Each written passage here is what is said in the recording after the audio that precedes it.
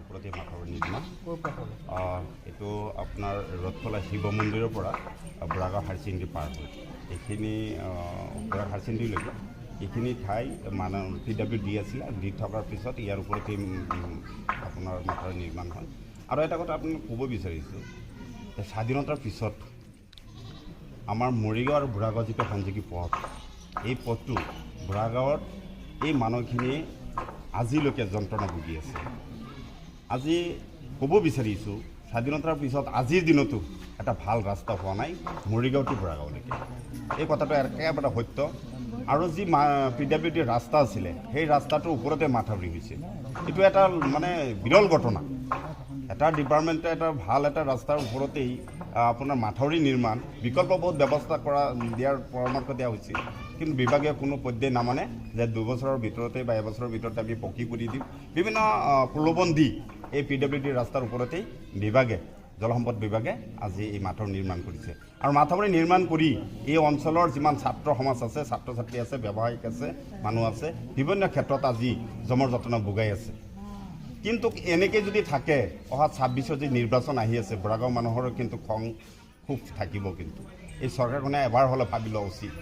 কাৰণ আজি আপোনালোকৰ যদি আকৌ কৈছোঁ যে স্বাধীনতাৰ পিছত গোটেই অসমত কিমান উন্নত হৈছে হোৱা নাই মই নাজানো কিন্তু নিজৰ অঞ্চল নিজৰ এৰিয়া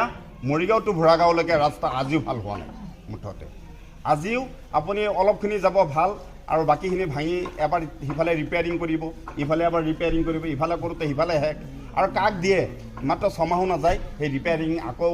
সেই ডাঙৰ ডাঙৰ গাঁত হৈ যাব আজি আমি চিফ মিনিষ্টাৰক আহ্বান জনাইছোঁ জিলা উপায়ুক্তক আহ্বান জনাইছোঁ বিভাগীয় কৰ্তৃপক্ষসকলক আহ্বান জনাইছোঁ এবাৰ আপোনালোকে মটৰচাইকেল এখন লৈ বুঢ়াগাঁৱলৈ আহক ৰাস্তাটো কেনেকুৱা গম পাব কিন্তু আজিও আমি সেই আমাৰ পূৰ্বপুৰুষৰ পৰা আৰম্ভ কৰি আজিলৈকে আমি নৱপ্ৰজন্মলৈকে এই যন্ত্ৰণা ভুগি আছোঁ আমি ইয়াৰ সমাধান ক'ত পাম বাইদেউ কৈছে যে আমি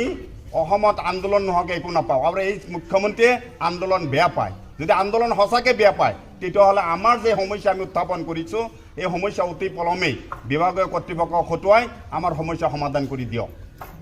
নহ'লে আজি জাগিছে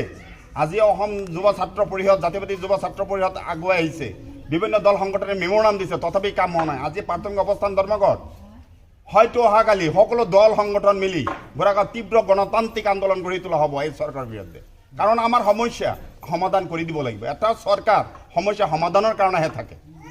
আৰু আমাৰ সমস্যা আজিলৈকে সমাধান নহ'ল বিভিন্ন চৰকাৰ আহিল আৰু গ'ল কৰিম বুলি কৈ আজিৰ দিনতো মই কৈছোঁ অসমৰ ভিতৰত সকলোতকৈ জৰাজীৰ্ণ ৰাস্তাটোৰ নাম হ'ল বাচনাঘাট টু বুঢ়াগাঁও